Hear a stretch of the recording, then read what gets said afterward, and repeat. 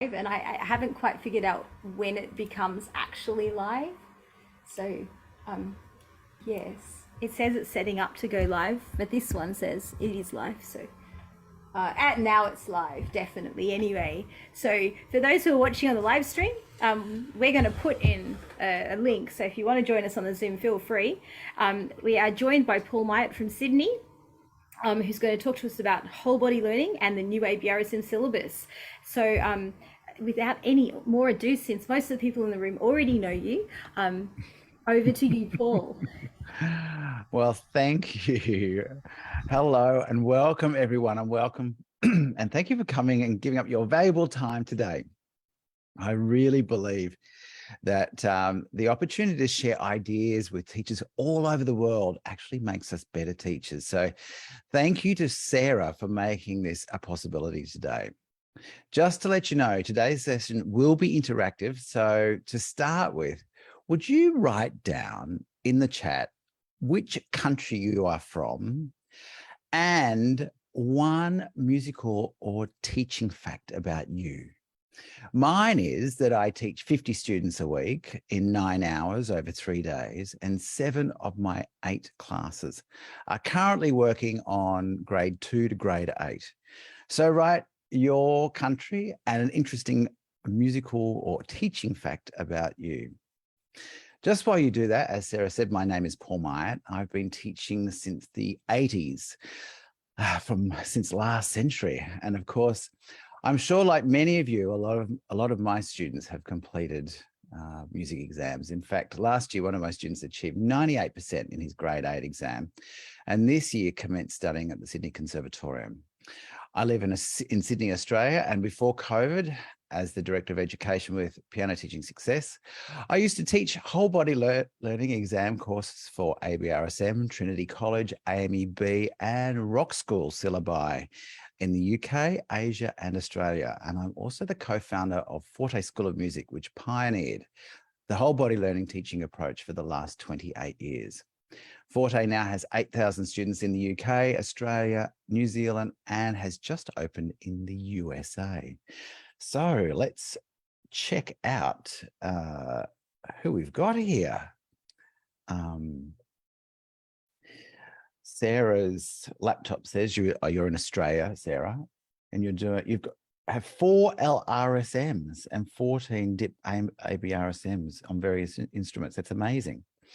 Participant 1, I'm not sure who you are, but you're in England and you teach piano, violin, electric guitar. Maggie from England teaches 12 students and 3 adults. And Luann's welcome from Georgia in the US. And she's the creative education specialist for Tanara. And Vanessa's in rural regional Australia and has 70 students. And she's about to jump. I know she's just about to do group teaching in a school and she's going to jump to 100 students. It's amazing. Anastasia has 21 and she's going to be starting the new syllabus with grades 1, 2, 4, and 5. And she hasn't, but you haven't explored it yet. Well, Jax from Hong Kong and now lives in San Francisco. It's 4 a.m. in the morning, I hear. So that's fantastic. And Yevon teaches 40 a week, and Louise in the UK, and Coral is in the UK, head of music, former head of department of music, and has 80 plus, lots of students. Rosemary's in England, and teaches at 2 schools. Jonathan is in Rosemary in England, and Mary's in Adelaide, and Jocelyn's in the UAE, and Penny's in Australia, and Joanne is from Hong Kong, and Prasadini is from Sri Lanka. We have teachers from all over the world. That's just such an amazing thing. Well, today's session will revolve around the new ABRSM piano syllabus, which commences in 2023. And there are some great new pieces in these books. They are just fantastic. I just had mine delivered to Australia, and I'm very excited. And there's a wonderful mix of contemporary and classical pieces that will make preparing for exams interesting. And even if you don't teach piano, the ideas and concepts I'll be sharing today can be transferred to any instrument. So I have a question for you. What is your greatest challenge in preparing students for an exam? In the past 12 months, I've had over 800 teachers have participated in whole body learning courses. And here's a list of the challenges that teachers have shared with me. Just going to swap screens. Practice. There are many parts to the practice issue. Practicing what they can do and not what they can't do. And I'm sure many of us have that experience. And students saying, I just can't remember how it goes. Or the worst thing in the world, practicing in mistakes that are hard to change. And then, of course, there's not practicing their scales and technical works, which, of course, is not a problem if they're doing video or performance exams. Then we have boredom. Students just playing 3 or 4 pieces a year and heaps of scales. Students that are not engaged in the exam experience. And then there are teachers. There are so many teachers who are bored with always correcting their students. So often I find teachers are really quite bored as well. And then we have parents. Don't we love them? Those parental parent expectations. Now, we see their little darlings for 30 minutes out of 10,080 minutes each week. So there's a lot of minutes that we don't see them. And sometimes we're expected to be able to work miracles on virtually nothing. Then there's the other thing about home life is challenging. Now, I'm not sure if you've ever had this experience, but I certainly have, where the parents are separated and there's only one instrument and it's at one of the parents' places. And so the child only practices 1 week out of 2. And it's a real problem, and especially when you've got talented children as well. Then we've got the quality of the instrument at home. Now, how many kids have you seen trying to do their grade 2, 3, or 4 on an instrument like this? It's challenging. And so and sometimes parents just can't afford a better quality instrument. There's also the digital piano issue that they might not have a place that they can fit an acoustic piano. So they have a digital piano, and depending, some of the digital pianos are just brilliant, but some of them are not so great. And of course, then there's access to different instruments to experience them. So what you have in your studio that they're learning on, what they have at home, and of course, in the exam, what they're actually being assessed on. And then the standard frustrations of sight read, kids not being able to sight read, and oral tests. So I'd like you to write in the chat what your greatest challenge is. And if I haven't listed something that you feel challenged by, please write that down. So let's have a look over here we've got Vanessa is sight reading, and Anastasia says the timing of the exams. I don't want them to get bored, but I don't want to enter them before they are ready. Second guessing how to practice. That's a really big challenge. I agree. That's why I personally have gone to video exams for my students, because that way we can get them done whenever they're ready. So that's what I like.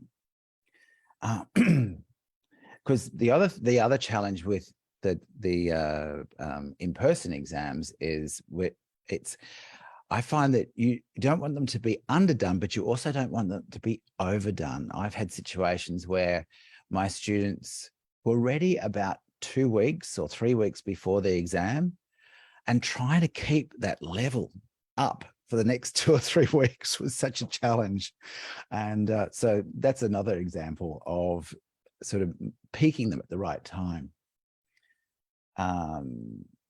Yes, Rosamond, I think, is saying exam work that all the pieces at the same level of progress at the same time, of course. Preparing for oral sight reading and face-to-face exams when they've been doing digital, yes. Maggie's saying getting everything ready at the same time. That's always a challenge, isn't it, Maggie? She's a practice thing and practice and planning. And Alison saying people learning too much by rote. They don't learn. I would not necessarily agree with that entirely, but certainly they do need to learn to read. And yes, getting over the obsession to play everything correctly and towards the emphasis on musicality. I think that's always a challenge with exams. All right. So there are lots of different challenges that teachers have. And I wanted to sort of address some of these challenges through what we're going to do today. So I'm going to start off with, in 2018, I was part of a PhD research study on the outcomes of using whole body learning teaching techniques with children learning piano. The study concluded that creating a musical environment where students learn using multisensory and multimodal approaches assists in both memory retention and developing comprehensive music skills. That means that what that means is that the brain is able to put the memories in the right place for better recall. And that helps students at home when they need to practice. And of course, anytime, when the more they practice, obviously, the better they get. But that recall is so important. And as we know, practice is the main challenge and for most teachers. So I have one more question for you. And it is, I'd like you to write in the chat, what is your knowledge of whole body learning on a scale of 1 to 5, 1 being the first I've ever heard of whole body learning and 5 being, I know exactly what it is. So just write in the chat a number with your knowledge of whole body learning.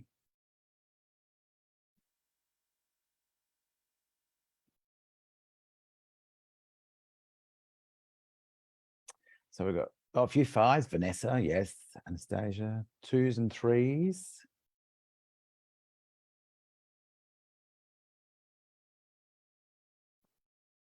So whole body learning is based on the philosophies of Orff Schulwerk, Kadai and Delcroze, and also brings in the latest neuroscience and technology. So it is quite well-rounded, and the focus is on a natural learning process of listen, sing, play, read, write, create. So to give you an example of, I'd like to share an example of whole body learning. And I've got an activity from March, for March Hare from the current grade 2 ABRSM syllabus. So just put your hand up if you've taught March Hare. Yes, it looks like quite a few people have taught March Hare. Well, I can see Dorothy Chia is here today, and hi, Dorothy. Because we're going to watch Dorothy teach in a moment. In whole body learning courses, we have our own private Facebook group where all participants share videos of themselves teaching or presenting their whole body learning homework activities. As we all know, if you want to learn how to do something, the best way to learn it is to do it. And while some teachers are a bit nervous to start with, they know that there's nothing that they do that is incorrect. It's just good learning. And as I always say to my piano students, If you're going to make a mistake, make it a really good one. So the Facebook group then becomes this amazing library with a treasure trove of teaching ideas and strategies that all course participants have contributed to. And, you know, I'm always blown away by the creative ideas that teachers come up with. And every course participant has the opportunity to try these brilliant ideas out with these students. So Singaporean piano teacher Dorothy Chia is a very experienced teacher and holds a Masters of Music in Pedagogy. She took a bit of a leap of faith last year and participated in the whole body learning course for ABRSM. The clip I'm going to show you is an interview with that Dorothy did with Gillian Erskine for the Q&A program, and it's about her whole body learning experience, and it includes Dorothy's homework activity from last year's course. The parents of Dorothy's students generously permitted Dorothy to share this video of her teaching their daughter, and I'd love to share with you this clip right now.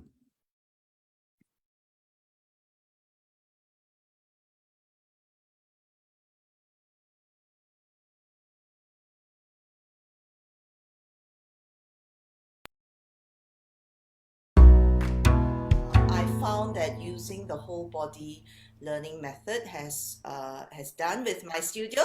The students listen better, they are more engaged, and they are excited about their music. So even though it's exam pieces, they are excited to go home and practice, and they have the, like you said, the tune in their head, and the body movement really integrated it all for them.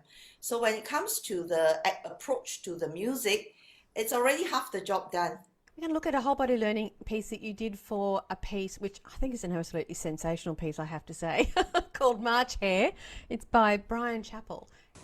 2, 3, 4, 5, 1, 2, 3, ready, go. March hare is rolling, march hare is rolling, right hand is rolling, left hand is rolling, march hare is rolling, march hare is rolling, right hand is rolling, left hand is rolling, march hare is rolling, march hare is rolling, march hare is rolling. Oh, he is running slowly, he is running slowly, he is running slowly, running slowly. Boom! It's rolling, left hand is rolling, My chair is rolling. My chair is rolling. Where did you get the words of the song? I make it up. Yeah, original. Okay, so we said that the interval in our left hand is a fifth. Can you find the 2 notes in your left hand? No, on the piano. You told me just now. No, wrong place. And right, squeeze the hand. So I'm going to say the word, you're going to put it. So it's on march, hare is rolling, march, hare is rolling, wait. Okay, then this one, shift your 1 to this note. What note is that? G. Third space down is C, C go up is D. Alright, next door, move.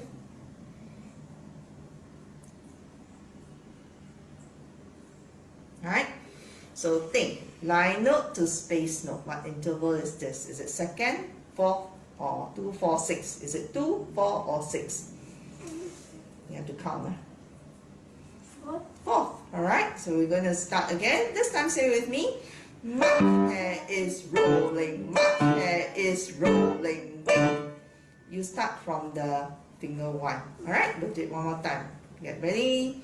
March hare is rolling, march hare is rolling. Wait. Okay, shift your thumb back to this note. This is the same as where we started just now. What note? E. Alright, so same thing, we're going to go march hare is rolling, march hare is rolling, march hare is rolling, wait. Alright, then we're going to your right there, you don't need to move. So here, late, late, then we are running so late. We are running so late. We are running so late. Last time is boom.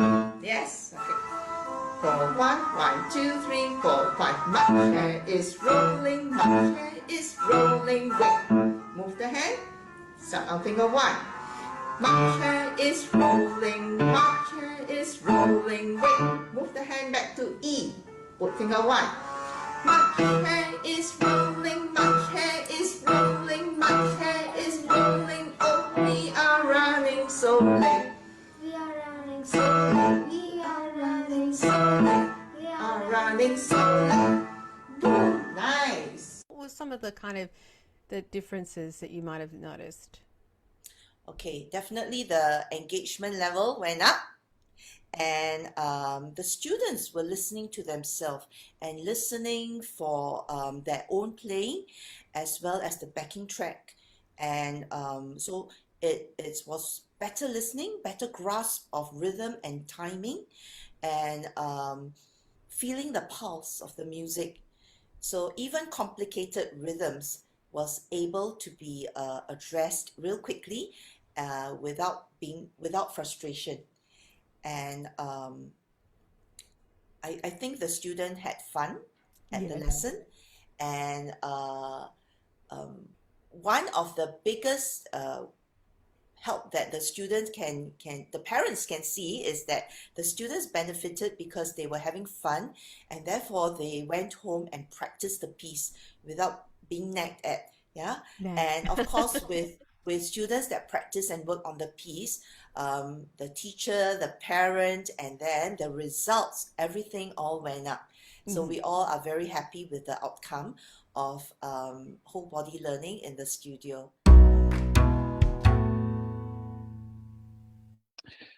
Well, as you can see, this student got a distinction. Congratulations, Dorothy. And what I'm most interested about in the is the marking criteria. I think is really important, and you can see the words that are used in this particular examination report are picked from the marking criteria of the ABRSM. So I encourage you to look at their website and look at their marking criteria.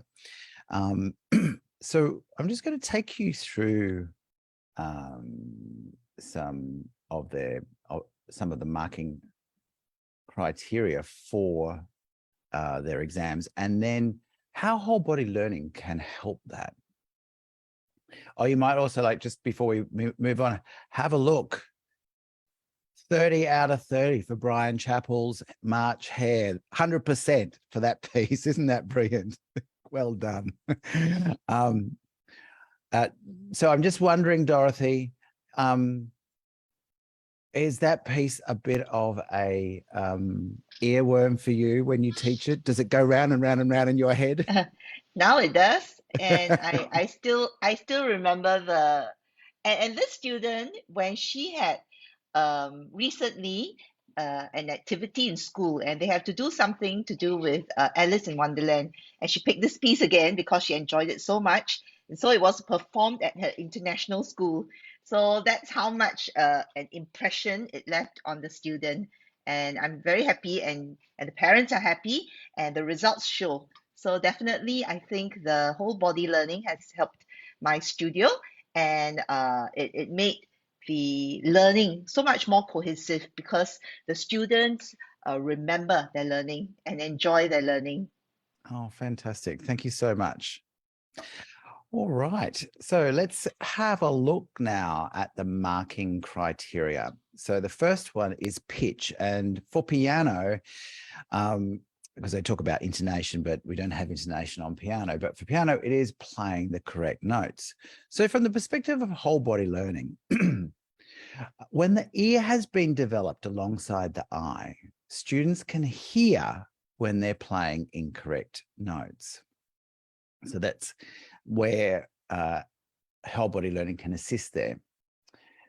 For pitch, for timing, the requirements are fluent with flexibility where appropriate, fluent with flexibility where appropriate, and then of course rhythmic character well conveyed. And teaching movement and singing along with backing tracks is just so vital for students to achieve these sorts of results, because backing tracks help us prepare and orient the body for playing. And this ensures correct rhythm, and the students can hear and experience the character of the piece through the track. And I'm going to play you a few of our new 2023 tracks shortly. And using backing tracks is just like a musical metronome. But they include the fluency and flexibility required for the piece. So if there's a rit, an art tempo, or an accelerando, it's in the backing track.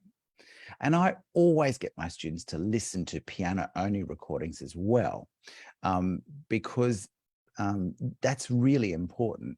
But the fun and musical understanding comes from the fully orchestrated backing tracks.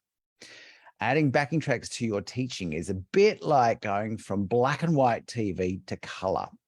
And for those of you who are not old enough to know what black and white TV is, just look it up on YouTube.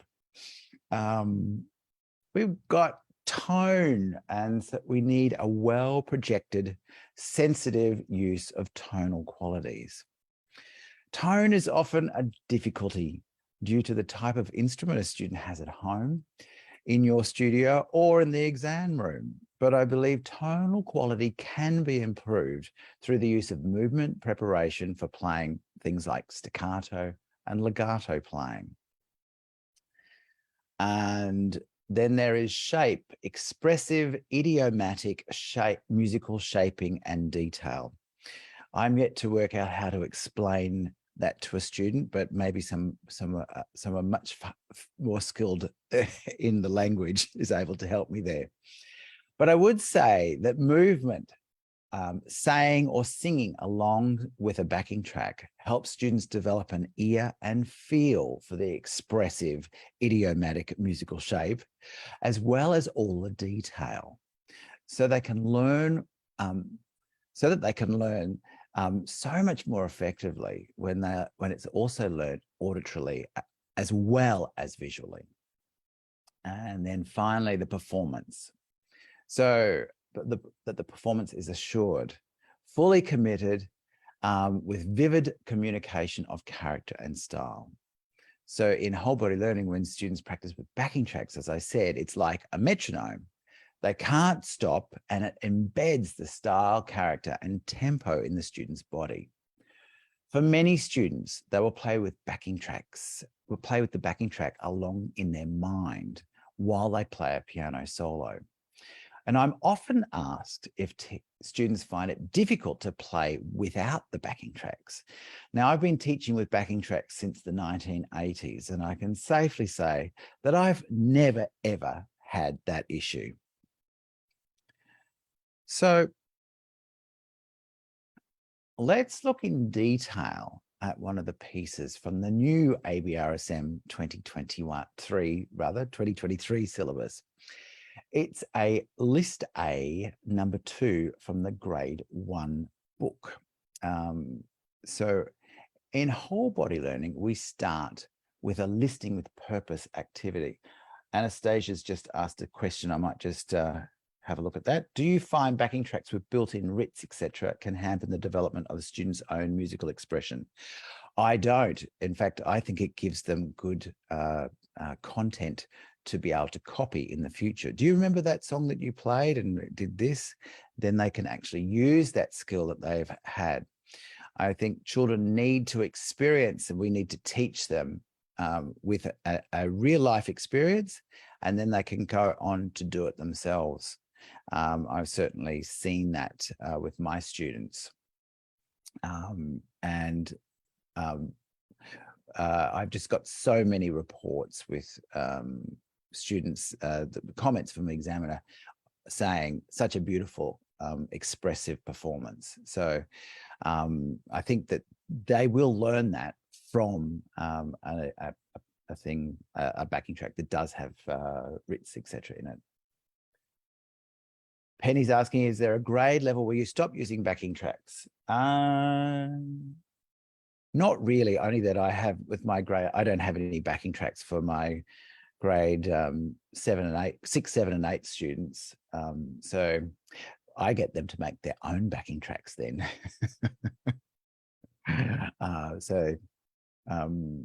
Yes, that's fun. All right, so let's get back to starting. How we start in whole body learning is with listening with purpose. And let me just share this. The students start with listening with purpose. And while they are purposely listening, they will use the tools of exploring, singing, moving, playing, or improvising.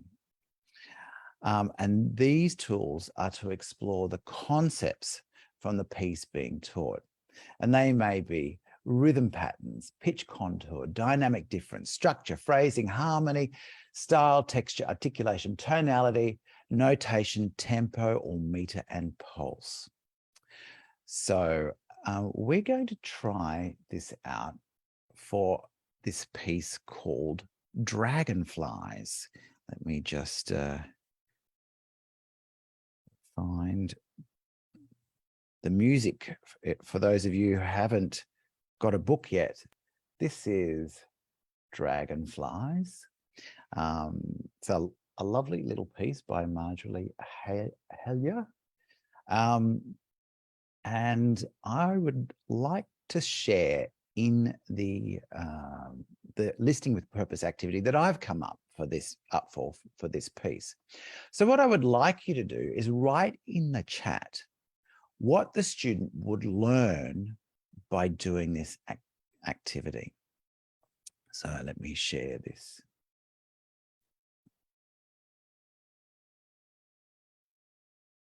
Here we go.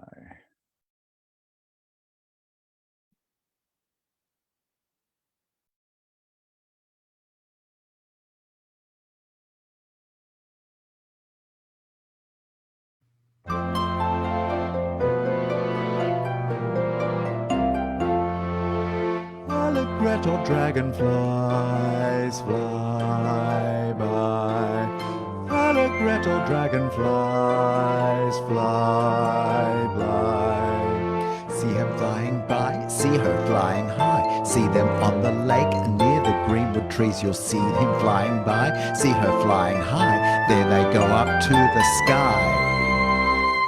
Gretel dragonflies fly by. Gretel dragonflies fly by. So write in the chat what you believe the student would learn from that experience of participating in a listening with purpose activity that involved singing and moving.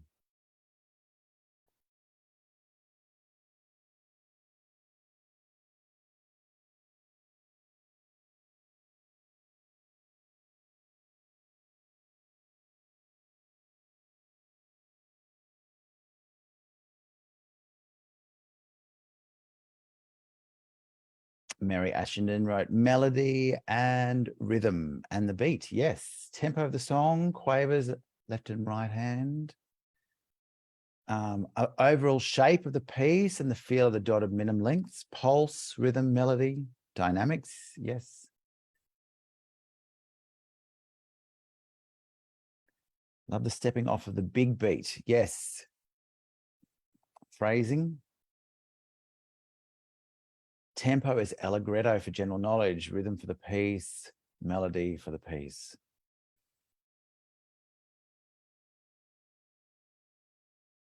The link between the right hand, left hand quavers, style, exactly.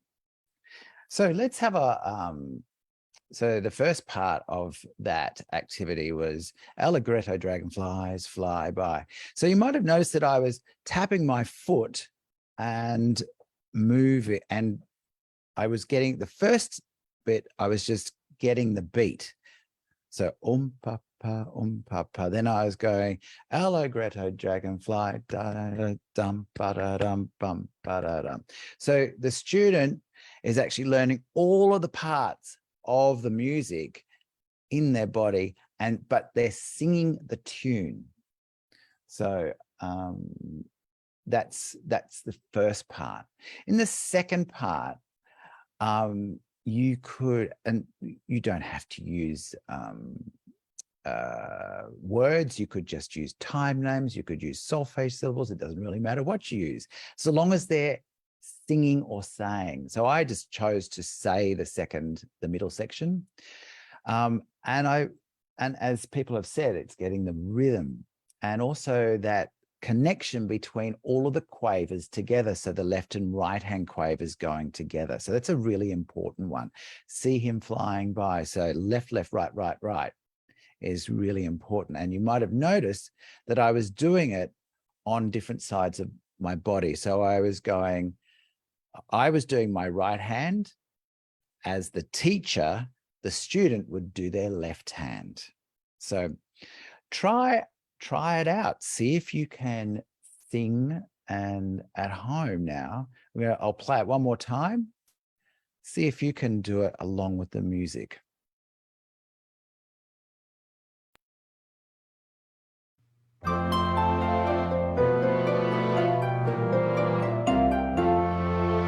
Getting the Gretel dragonflies fly by.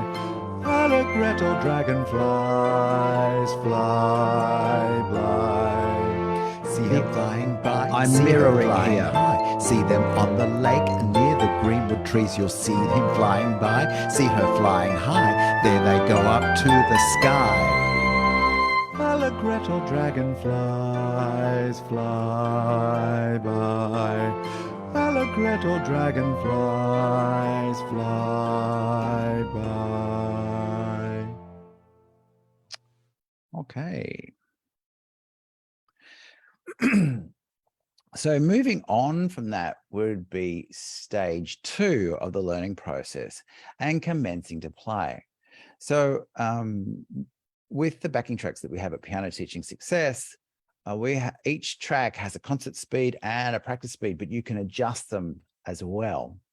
So I would encourage the student to just play that first phrase and then extend the extra 2 notes.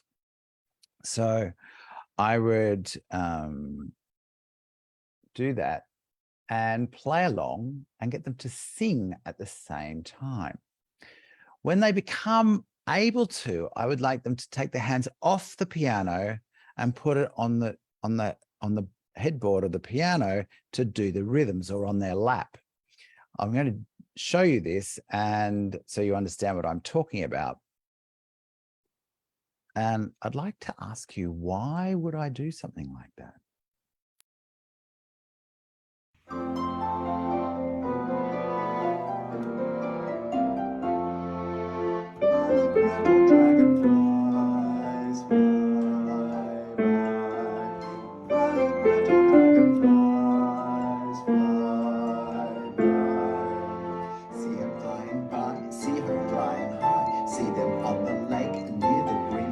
You'll see them flying by, see her flying high, there they go up to the sky. Dragonflies fly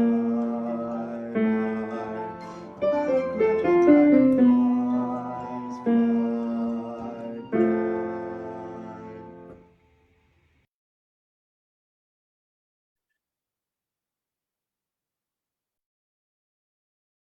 All right. I'm just looking at your last question, Bob.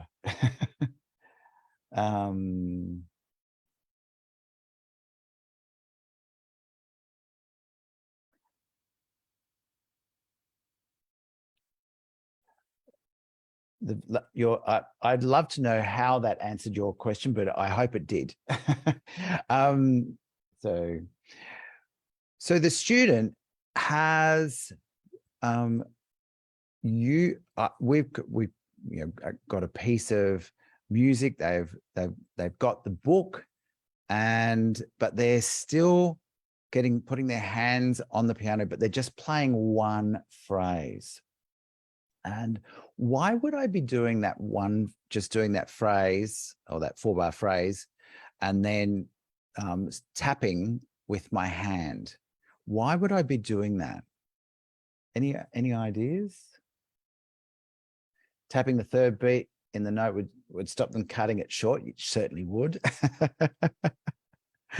But also focus on the melodic line. Gross motor movement, yes. Yes, exactly. Don't have to worry about what note is being played. It makes it easier to construct it up bit by bit. Yes. Focus on the left hand. All those answers are correct. It's also about moving their hand onto the piano quickly. I don't know about you, but do you find that some kids they struggle to find where they need to put their hands on the piano? And when you do these sorts of activities where they're taking their hand off the piano and then back onto the piano, they've got to find the correct note to start with. And I find it really helps with their keyboard geography. Skeleton playing adds in bits at a time. That's exactly right. And we have a what's called a fast track skeleton for this already. But of course, your student will have their own copy of the book. So I would make them, I would take a copy of that, and so that they can write on. And I'm always keen for my students to highlight the music and identify what's happening in the music and seeing the patterns. And through doing this, I really find that students become much better readers. So these are really great ways to start.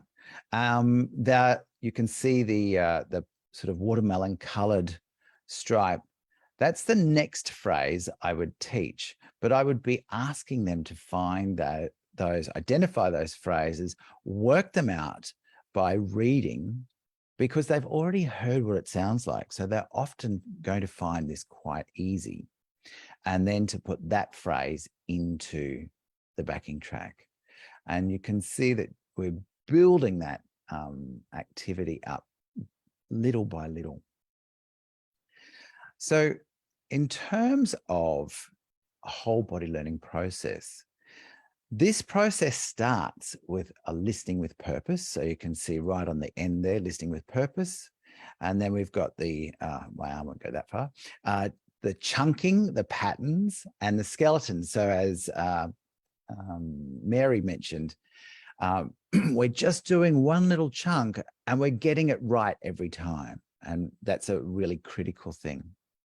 We're putting that part back in with the whole.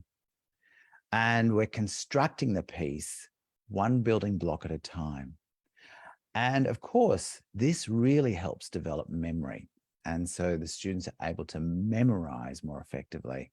And then you can also do creative extension activities, which for this particular piece could be some sort of composition or anything that you wanted to do. Change key, transpose, all sorts of things you could do.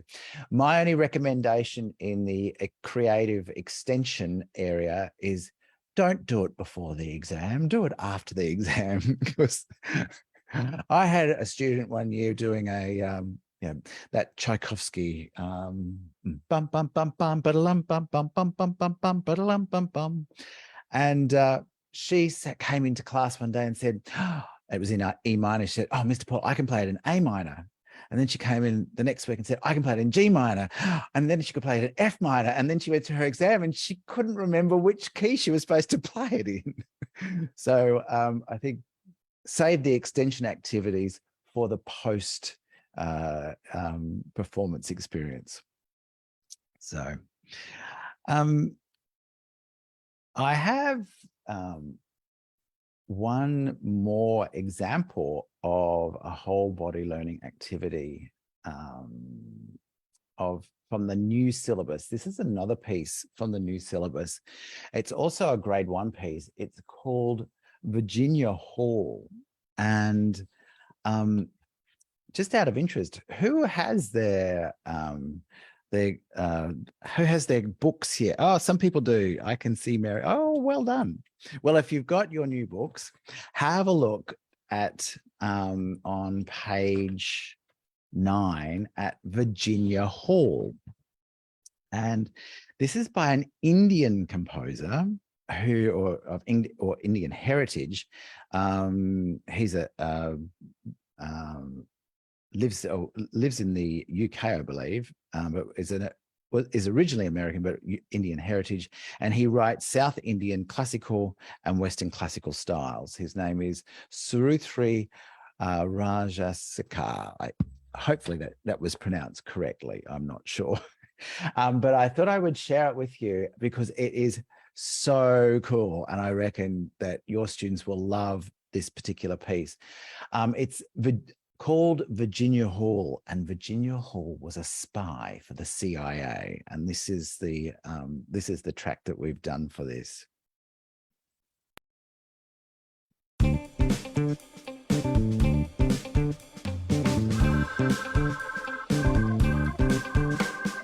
It's Virginia, the spy. It's Virginia, the spy. It's Virginia, she was a CIA spy.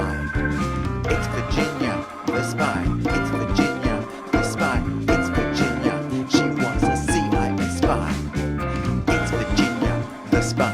It's Virginia, the spy. It's Virginia, she was American.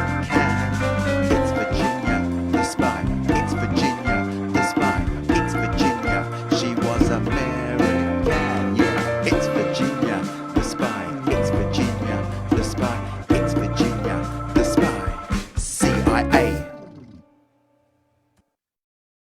So I think that's pretty cool. All right. So does anyone have any questions that they would like to ask?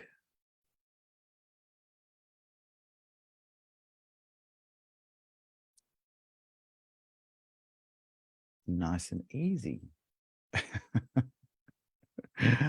All right. Well, we have I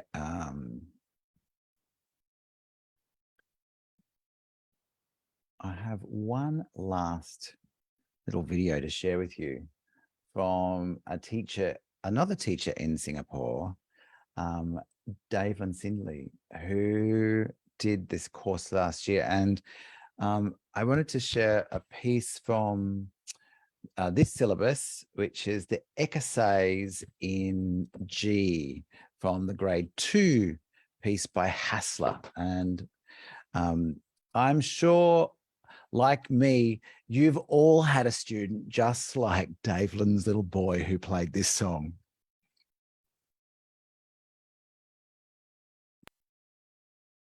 He was so focused.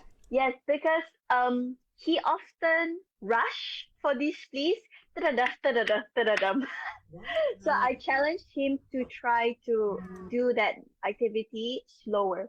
Shoulders clap, shoulders clap, shoulders clap, shoulders clap, shoulders clap, tap, clap, tap, still clap, tap, clap, shoulders, shoulders clap, shoulders clap, good, shoulders clap, shoulder, shoulder, shoulder, shoulder clap, 4 times and hold. Next one, shoulder again.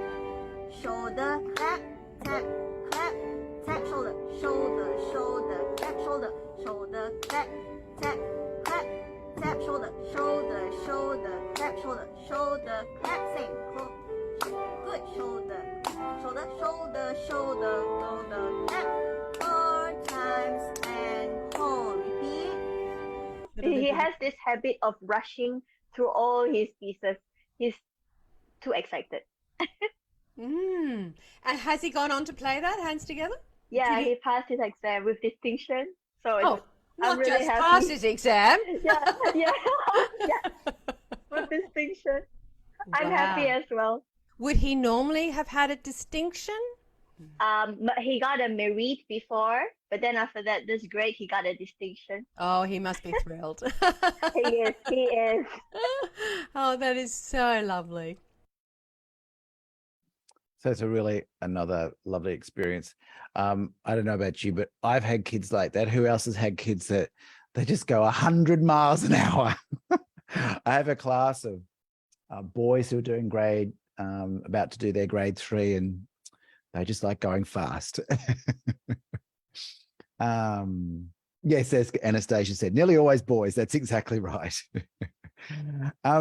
So if you would like to join our next whole body learning teaching for ABRSM exam course, we have it starting on Monday, the 22nd of August.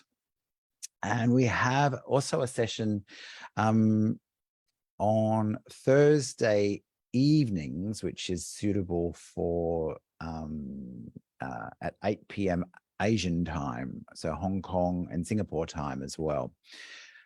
So there's a couple of different options there, and it starts on, as I said, on Monday the 22nd. And because you guys have stayed all to the end, you can get 25% off the course if you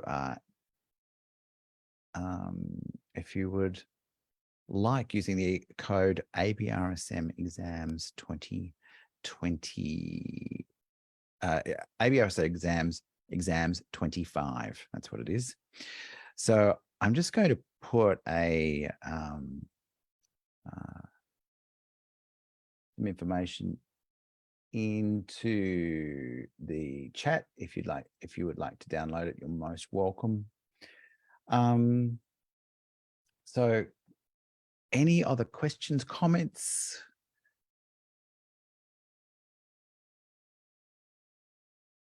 No. Great. Makes it so easy, doesn't it, Sarah?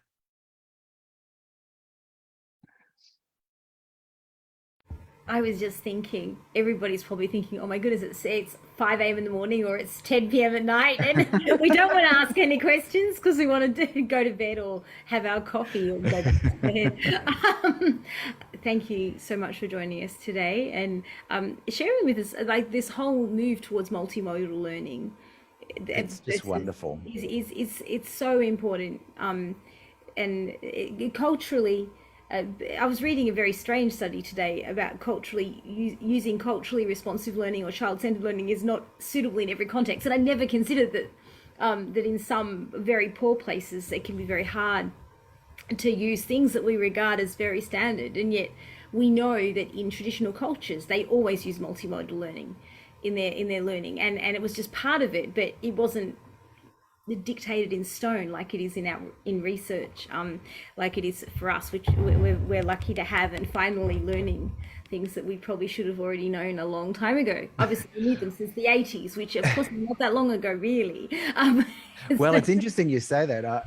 We've just been cleaning up, moving, and found all these books when we started Forte in 1993, and they all were talking about multisensory learning back then.